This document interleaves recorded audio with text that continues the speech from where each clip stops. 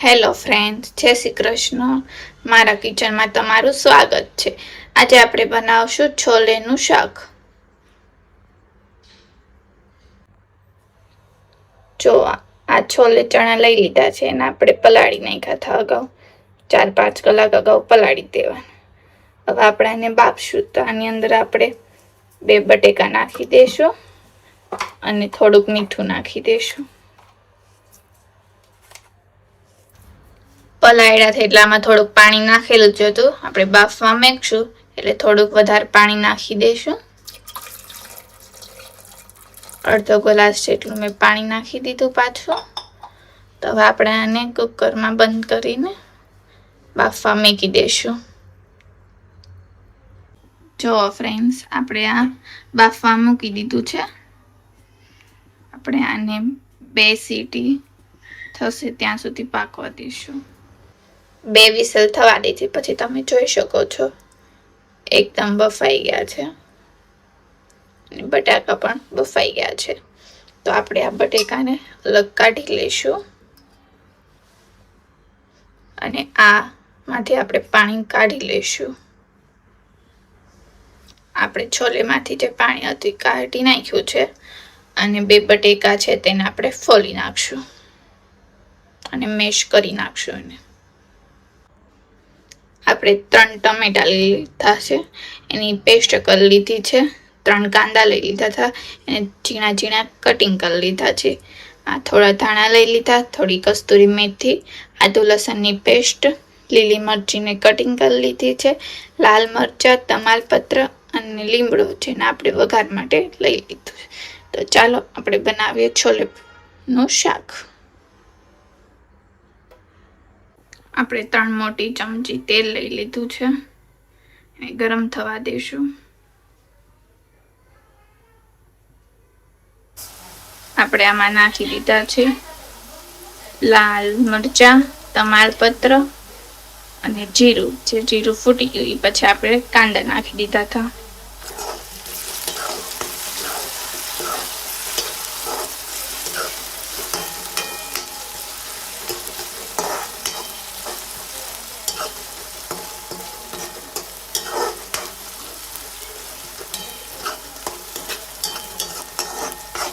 તે બોલતા હું ભૂલી ગઈ કારણ કે મને લાગ્યું મેં વિડીયો ચાલુ કર્યો છે.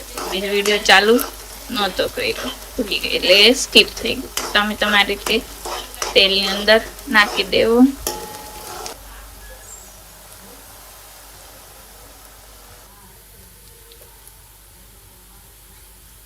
આપણે આને સારી રીતે સાતળવા દઈશું જ્યાં સુધી રાતો ગરમ ના થઈ જાય ત્યાં સુધી.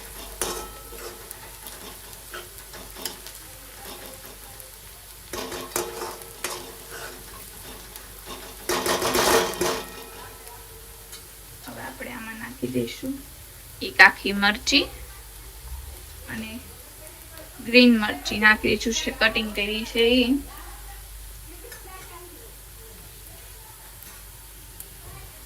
અને આદુ લસણની પેસ્ટ નાખી દઈશું.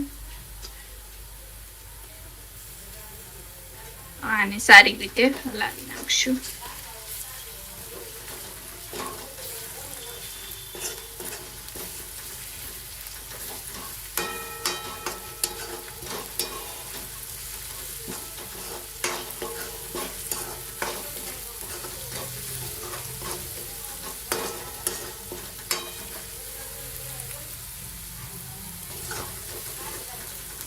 તમે જોઈ શકો છો ધીરે ધીરે સાતળવા લાગ્યું છે. આપણે આને 2 મિનિટ સુધી સાતળવા દીધું હતું. હવે આપણે આની અંદર નાખશું ટમેટાની પેસ્ટ.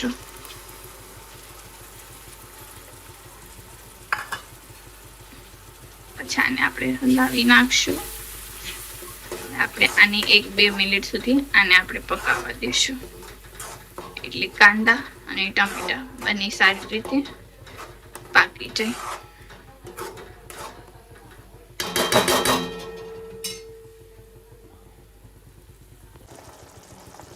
આ સાતળવા મૂક્યું છે એની સાથે જ આપણે થોડુંક મીઠું નાખી દઈશું. ઓછું નાખશું કારણ કે આપણે ચણા બાફતી વખતે એમાં નાખેલું છે એટલે આપણે આમાં ઓછું નાખશું.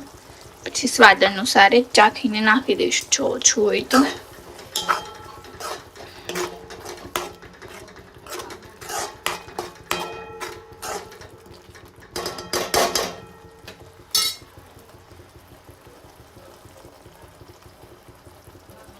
આપણે આમાં લીલી મરચી 2 જ નાખી, કારણ કે આપણે આમાં કાશ્મીરી લાલ મરચું નાખશું એટલે ઓછી નાખ.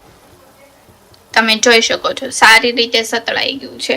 આમાંથી તેલ છૂટું પડવા લાગ્યું છે. કોઈ બી વસ્તુ જ્યારે આપણે સાતળવા મૂકીએ ત્યારે અંદરથી તેલ છૂટું ન પડે ત્યાં સુધી બીજું વસ્તુ નહીં નાખવાની, કારણ કે ત્યાં સુધી પાક્યું ન હોય અંદરથી. ટમેટા થોડુંક પાણી છોડે છે એટલે સારી રીતે પાકે ને ત્યારે જ અંદરથી તેલ છૂટું પડે.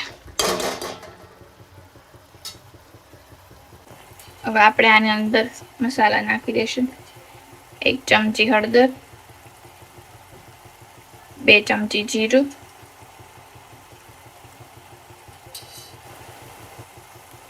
2 ચમચી લાલ મરચું નાખી દઈશું.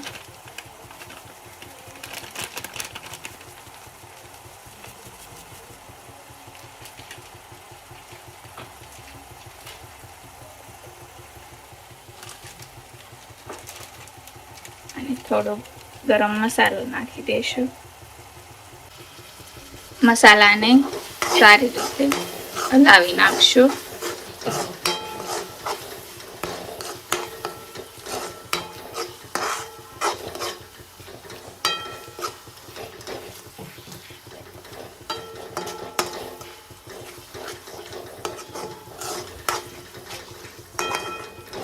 હજુ 1 મિનિટ આપણે પકાવવા દઈશું, પછી આપણે નાખશું છોલે.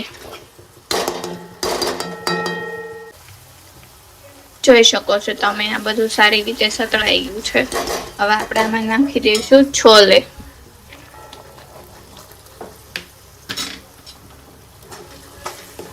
છોલેને સારી રીતે પેલા મસાલામાં મિક્સ કરી લઈએ.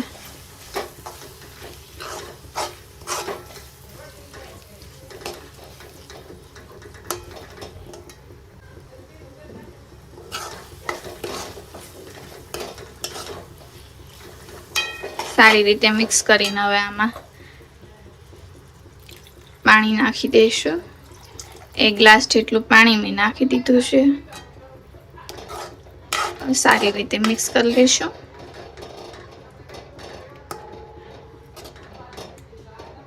હવે આને આપણે થોડીક વાર સતળાવા દઈશું.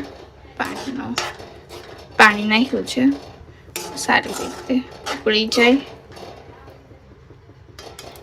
એક ઉકળો આવી જાય પછી આપણે એમાં નાખી દઈશું કસ્તુરી મેથી અને બટેકાનો જે આપણે કર્યું હતું 2 બાફા હતા એ બટેકા નાખી દઈશું.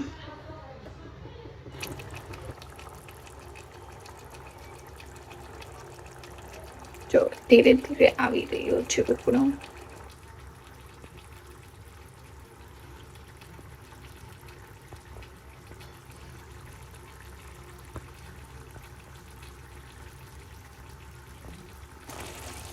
હવે આપણે આની અંદર બટેકાનો મસાલો તો એ નાખી દઈશું. એકદમ સિમ્પલ જ નાખી દેવાનો છે, જે આપણે બટેકા બી મેશ કર્યા થઈ. અને જો તમારે બટેકા ન નાખવા હોય તો તમે બટેકા પણ સ્કીપ કરી શકો છો. એના બદલે તમારે જે ચણા હોય છોલે એને થોડા બાફેલા હોય તો એ જ અલગ કાઢી પછી એને આપણે મિક્સરમાં ગ્રાઇન્ડ કરી લેવાના છે, જેથી ગ્રેવી થોડી જાડી થઈ જાય.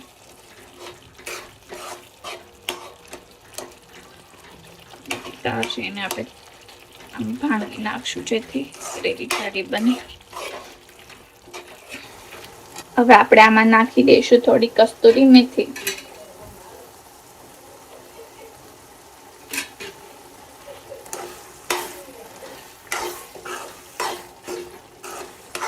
લાલ મરચું નાખ્યું એટલે મસ્ત લાલ કલર આવી ગયો છે, જોઈ શકો છો તમે.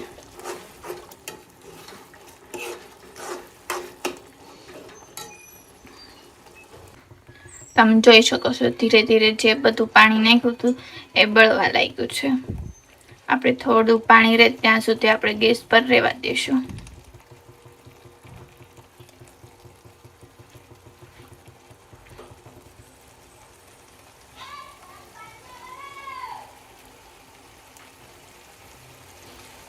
આમાં હું લીંબુ નથી નાખતી, આપણે ટમેટા નાખ્યા છે એટલે જો તમારે લીંબુ નાખવું હોય તો તમે નાખી શકો ઉપરથી.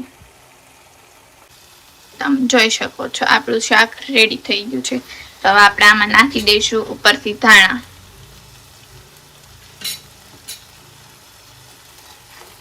મિક્સ કરી પછી હવે આપણે બંધ કરી દઈશું ગેસની ફ્લેમ. રેડી છે આપણું છોલે ચણાનું શાક. જો આપણું છોલેનું શાક રેડી થઈ ગયું છે. એને આપણે ભટુડે સાથે ખાવાના છે, જે ઘઉંના લોટમાંથી બનાવેલા છે. તમારે આનો વિડીયો જોવો હોય તો મારી ચેનલમાં જોઈ લેજો. જો આપણે આને છોલે ભટુડે અને કાંદા જે આપણે સારો એવો કોમ્બો તૈયાર કર્યો છે. હવે આમાં તમે છાશ સાથે મસ્ત છોલે ભટુડે ખાઈ શકો છો. તમે એકવાર ઘરે બનાવશો તો વારંવાર બનાવશો એવા આપણા છોલે ભટુડે. જો તમને મારો વિડીયો ગમ્યો હોય તો લાઈક કરજો, નવા વિડીયો જોવા માટે સબસ્ક્રાઈબ કરજો. Thank you.